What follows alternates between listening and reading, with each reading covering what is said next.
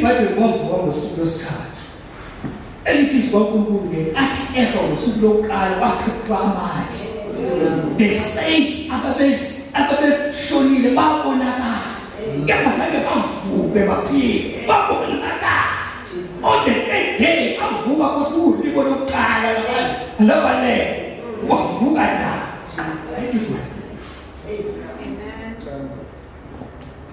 yikho elisho ukuthi and I will be what it says I will be.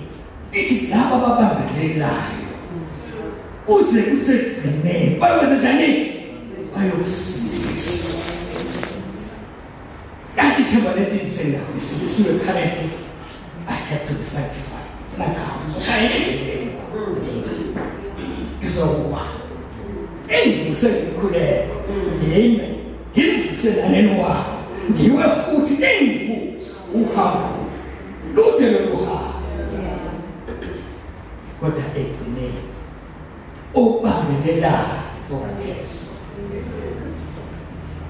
uyakusindisa. Elithi iBhayibheli asingeke sibandulele ababelele enkosini ngaleso sikhathi mhla uKristu esa ngenhlobo yempilo eza njengoba yengilosi.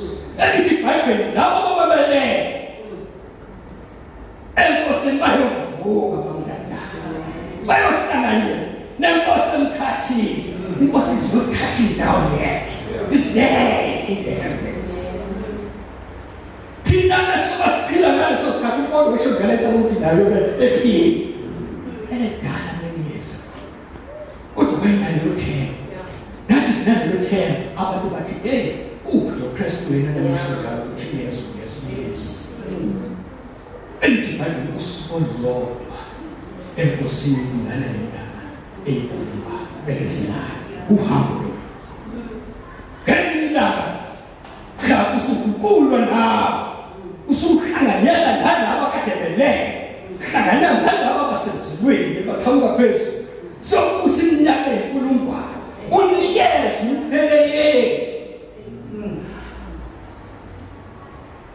kodwa sishizaza emhlabeni phezulu kokubusa elithi ongoba uyakubusa kanye nawe uyokudla lokho kwemali ofihliweyo ade esithole sokuphila. Lesi safikelwa ngilanga uAdam noEva bonile bakhishwa ingilosi nabekwa kuthiwa angasabuyele emuva yothinta leso sihlahla isihlahla sokuphila. Ethi Nkosi unikeze ifuthe khambala usuku olukhulu kwele athi umbhalo wamaRoma ukhona abantu abazisa ukudla okuthize bakhona lokho kuhle Nkosi. Ukhona abantu abangadli okunye ukudla kuhle futhi Nkosi. Kushe ngathi ngokubeka mbongozi ukhona othi izinsuku zonke zibalulekile kuyena siyafana. Ukhona othi ukhona usuku olubalulekile kunazo zonke bathi ukuthi unjani. Yonke into oyenza with faith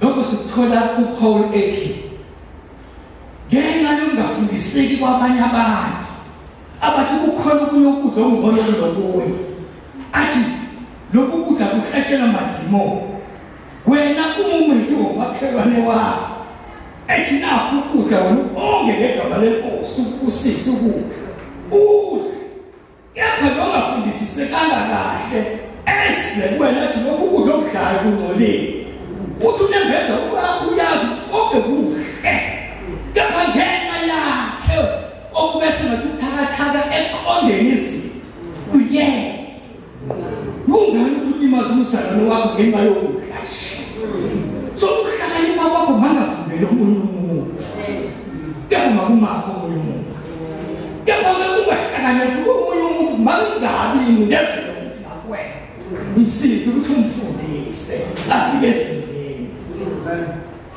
Haleluya.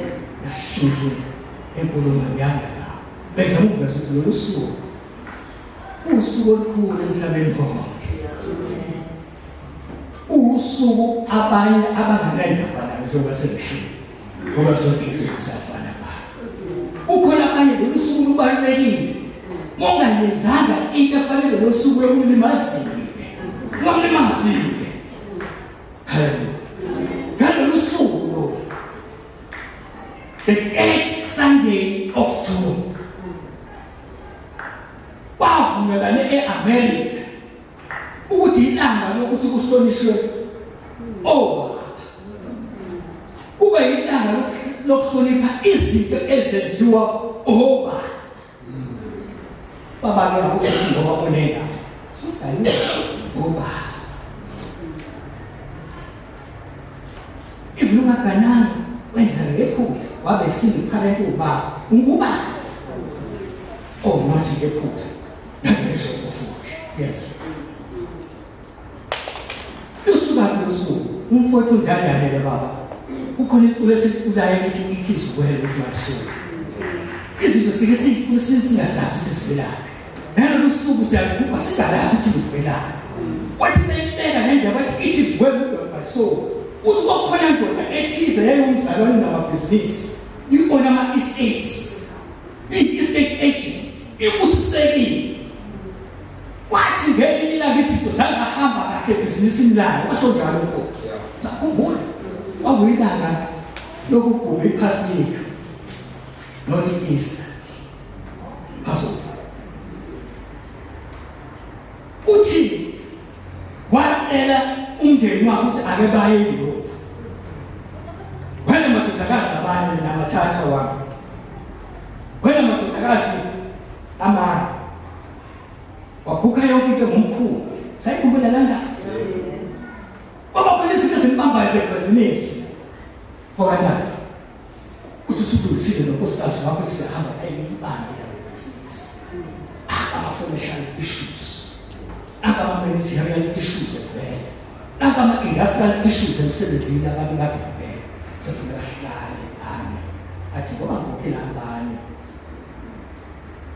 thwe okuhambeni lapho umkhumbi ababehamba ngawo unkosikazi wakhe namadodakazi amanye washayiseka nomunye waqwila washona amadodakazi amanye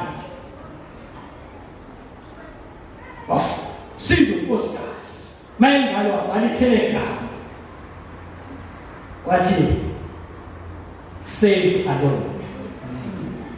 Sayikhumbula yangiphatha kabi leyo ngathi ngizizwe ngangizokuqala bathi lo muntu umsana lo muntu ba save alone. Bathi ngizizwa sasala lapho yes that is mkhulu tukapteni wamkhombisa kumele fika kule ndawo la ezakala khona ishiphu uthi waqala wabhala eso it is we must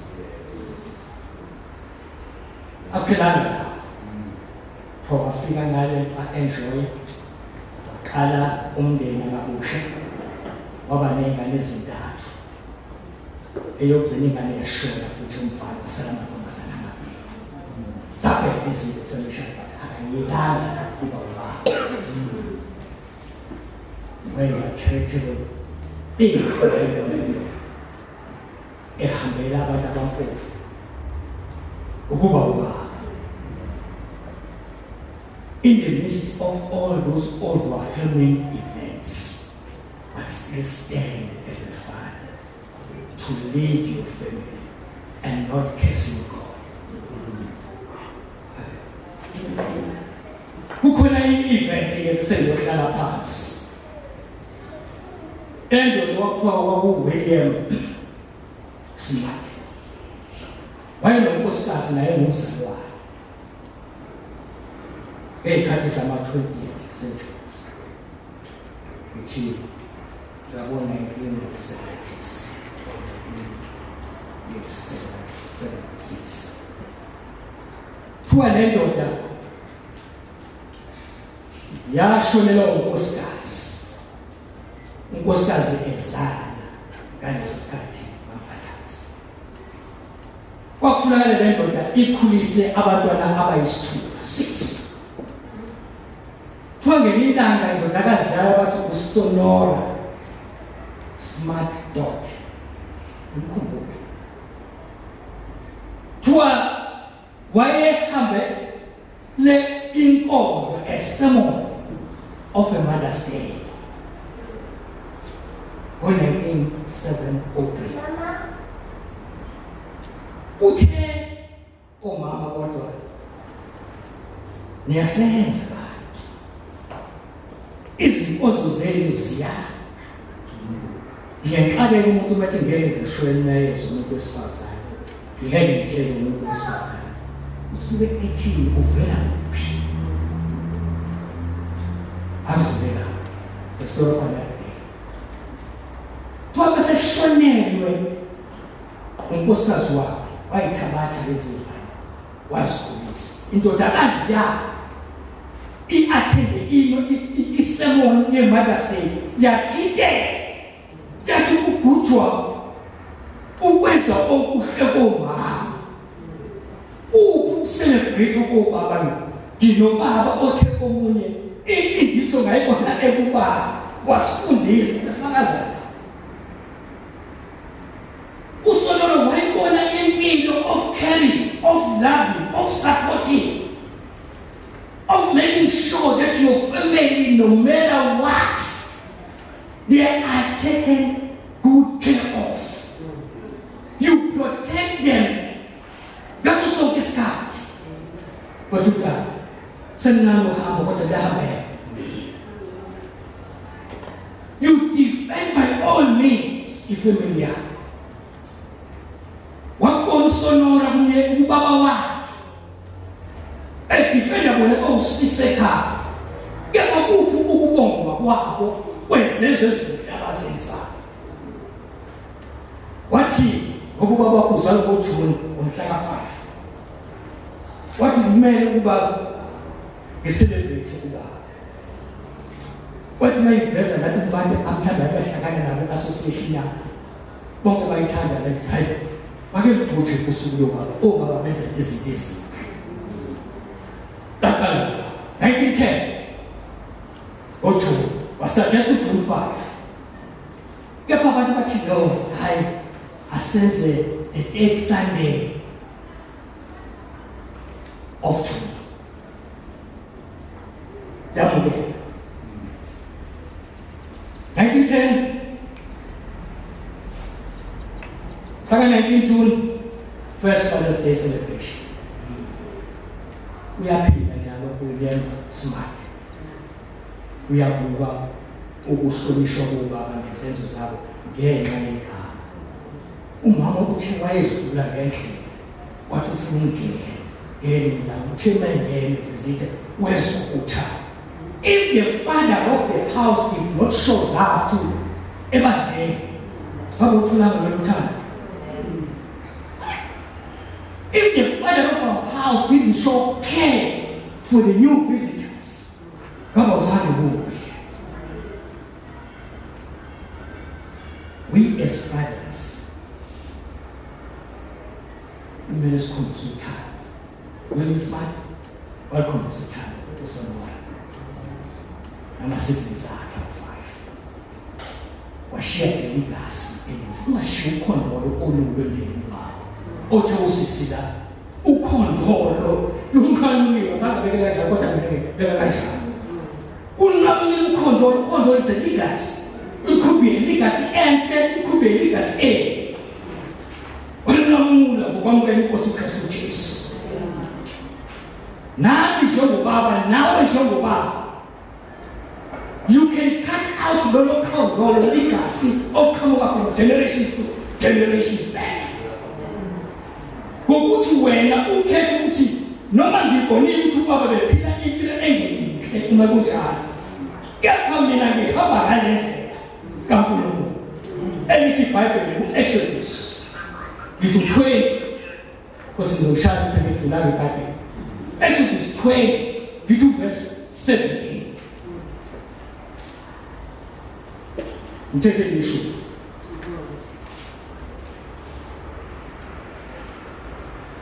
umthetho wesine onesithembiso. Manje umthetho wesine umthetho eyishumi, but umthetho wokuqala with a promise usho njalo Ephesians chapter 6 verse 1. Umthetho wokuqala onesithembiso uthini? Akufu Exodus 20 yaya kuSodoma esengafana otholile amfundo ungafisi indlu yomakhelwane wakho. Ungafisi. Sorry mama. Exodus 20 verse 12.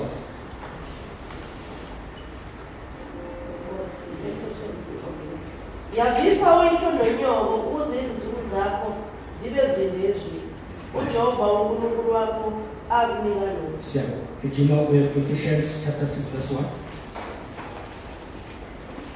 Honor your father and mother so that you may live long in the land that the Lord will give you. Ephesians 6 verse 1. Bantwana lalelani abazali benu enkosini ngokuba lokho kulungile. Amen. Children, obey your parents in the Lord. Why? For this is right.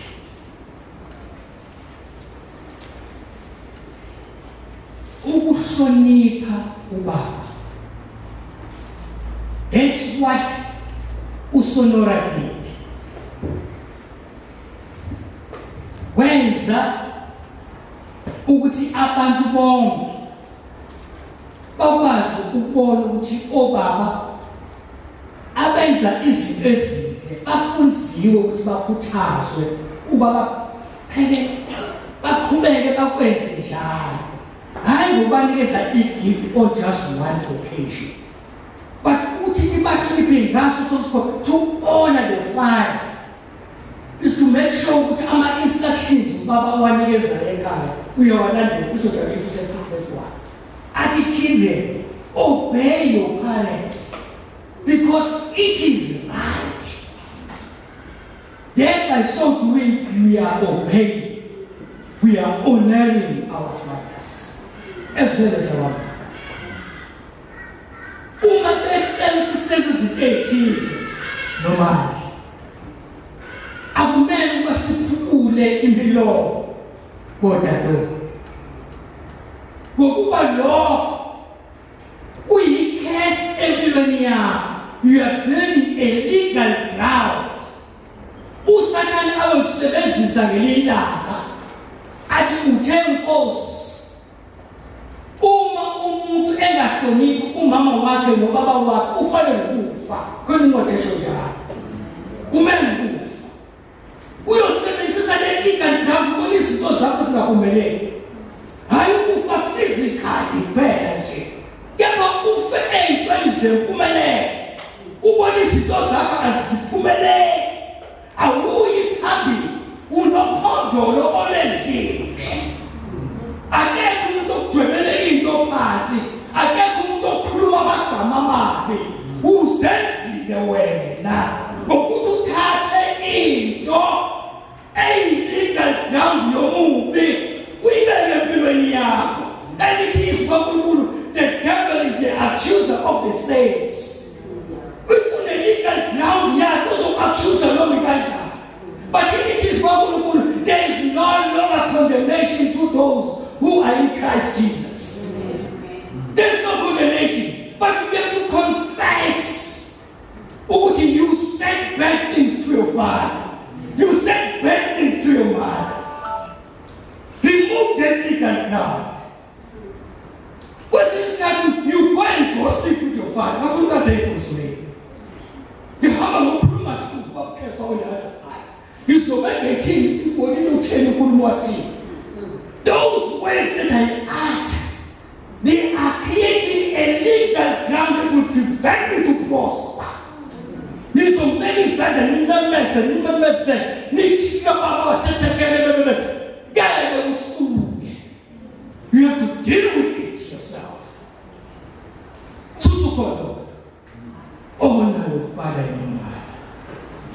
So Nora, wathi, I'm honoring my father by not only making a special day for him, but to live a godly life for him. That's how we honor the Father as well. Live a godly life. It's him and him. Kungijabulisa ukubona sisitombele bese siyathi namukele ekhaya. Amen. Siyajabula ukubona. Kuzijabulisa ibandla libona ukuhambisa kwabo emzini eshiya umambele ukuthi khona izinto zisemzini ezinye esibhedayo. Kapha-ke honor your husband. He is the father of your future children, if not yet there. Hallelujah. Amen. 1916, uPresident wase-USA wasupporta usuku of 19 June or the 8th Sunday. 1966, uLyndon Johnson naye upresident ngaleso sikhathi waproclaim ukuthi nge-recognize usuku lokuhlonishwa ubube emsebenzini wobaba. Walenza ukuthi li-honorishwe 8th Sunday of June. 1972, uRichard Nixon opresident wase-USA walenza laba umthetho e-USA kuba i-holiday. Emhlabeni eminye is just a day that we celebrate. Why we celebrate Obama? One, because they love. They sacrifice their time. They sacrifice their resources to raise us up. They guide us. Badlala irole obaba ukuthi bakhulise ingane.